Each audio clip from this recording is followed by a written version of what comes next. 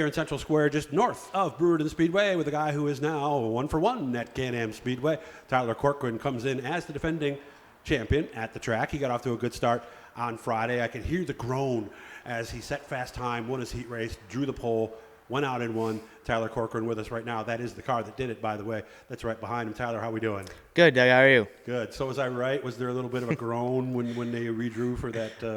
A little bit. They redrew the top 8, and Ryan Shanahan was in there, and he was trying to get me to take the worst number, and I told him if he gave me $100, I'd start tail. But Really? yeah, all jokes aside, when I pulled the one out, I just went right back to my trailer, and I just overthunked everything for the rest of the night. Really? Okay. Yeah. Did you look at Ryan at least after you drew it? Oh yeah, I looked right at everyone was, oh, come on. Yeah, really. Out of all the guys to draw number one, we don't want the defending champion to do that. So what did you start thinking about then that you overthought? I didn't feel too good in my heat race. I was all right, I thought, but control-wise, I thought I could be a little bit better, and I went over and was talking to Mike Payne and Dustin Hunt and all these guys, and I'm like, should I change this and that? They're like, relax. Like, haven't you dominated this place the last couple of years? I'm like, yeah, but I just redrew the pole, so now I'm really thinking. Mm-hmm.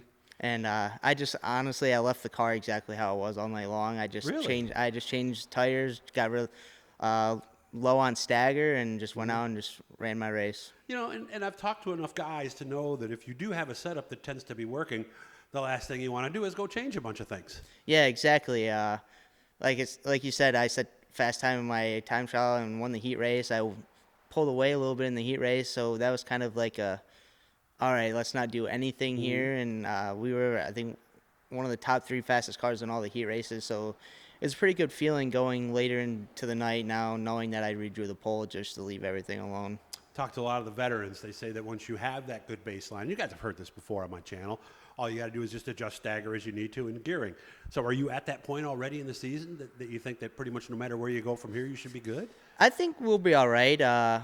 We had a little test at Utica with a little bit higher stagger and stuff like that, and pretty much how I unloaded at Can Am was how I left at Utica. Oh. So obviously there ain't much difference, but we just changed gears, changed tires over to Hoosiers, and just let the thing go. Mm-hmm. And new tires, or we had some that were scuffed? Or? We had mostly all last year's tires. I ran a brand new 400 on my right rear all night. Okay, and what he's talking about there too, the tire compounds. The 300 is what they run in Central New York, a little softer. 400 tends to be like Brockville and Can Am, and most of the North tracks are 400s, aren't they? Yeah. Is that required, or is it just what you want to run? It is not required. Unfortunately, it is kind of what you have to run if you want to be good. Because once your tire, like, I know a couple guys, depending on track conditions, like Mike Fowler, for example, he runs a 300 whenever he can because he likes the bottom at Can Am, where if there's a top at Can Am, that's where I'm going to be. And that just overheats the tire enough. So the 300, you have to live and die by the bottom and hope that you don't overheat it, because once you run about 5-6 laps, that tire's gone on you, and you just stay about right where you're at.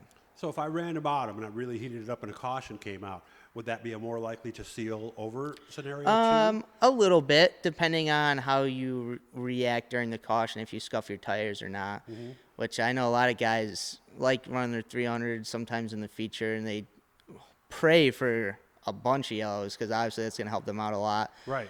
And normally, like last year in this first race, we pretty much almost went green to checkered, so hopefully there's a lot more of that this year. Yeah, because the other thing, the downside of the 400 is if you do get a lot of restarts, it's not going to fire like the 300, is it? Yeah, exactly. That's why I go out there and I scuff my tires as much as I can just to get as much heat as possible. And then even if I know I'm going to run the top, I still try to maneuver around and do whatever I can to just make sure my tires aren't too used up. I'm thinking about this question for some of the new guys maybe that are still, not as seasoned as you are in the sportsman division. What is the rule usually to keep your tires hot? Do you want to do that in the groove where you were, or do you want to go out of the groove and try to scuff them that, or keep them warm that way? I try to do it mostly in, say if the track is black slick, I'll try going all the way to like the bottom of the straightaways to try to scuff. Out of it, just in the looser dirt to scuff up my left rears, and then whenever I can,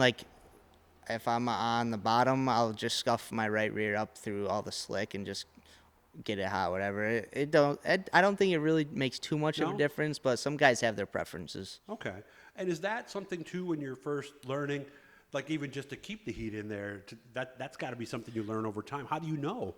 Honestly, you can kind of tell by feel as you go on about the race if the tire is kicking in or not. Because usually, if your tire went away, you'd get a little bit looser. And when the tire's coming in, you can start feeling your car starting to grip and kind of go kind of action. And I think there was like a difference with a lot of guys this past weekend was a lot of their tires came in later in the race than I think mine fired pretty early, and I just went about going through lap traffic as good as I could. And Was it a good long green run at the end? no, actually we went green, white, checkered because I was coming around the backstretch, coming to take the checkered, and there was a car that flipped. So I was a little beside myself because I was like, man, I was just about to win this race. Now what if I end up screwing up and finish second? But thankfully, I just ran my line and obviously pulled it out. How did you not overthink during that caution period?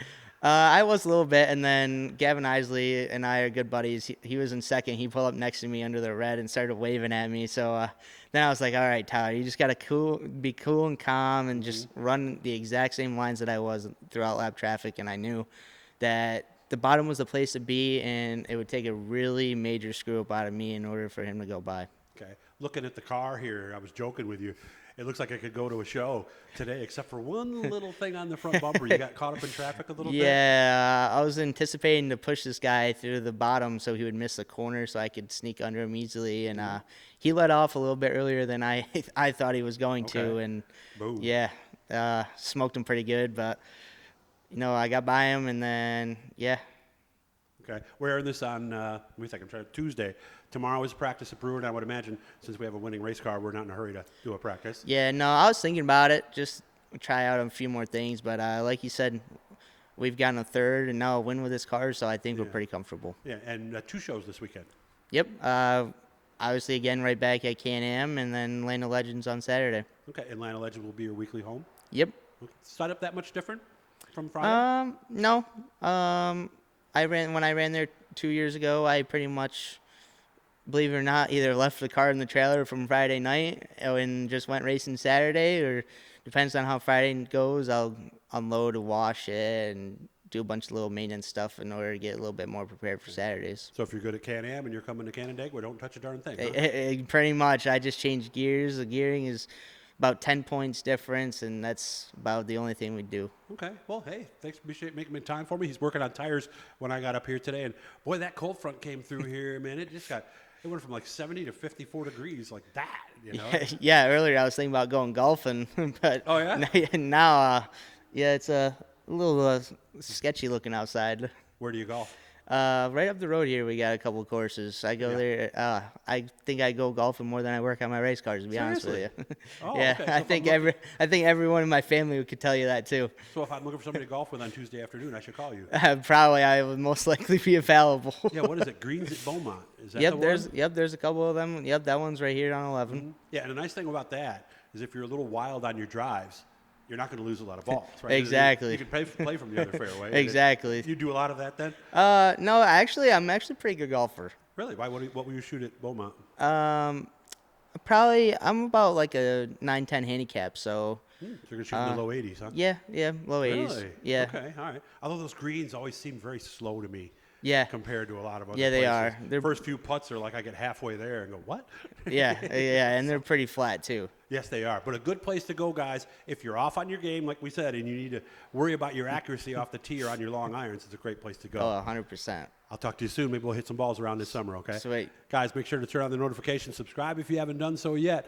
We're going to be at Brewer tomorrow, so come back tomorrow for some stuff. Obviously, we'll be back a little bit later in the day. We'll have lots of stuff up. And, of course, we'll be at Canandaigua this Saturday. Maybe I'll see you down in Victory Lane. Hopefully. Have a good one, man. Thank you, too.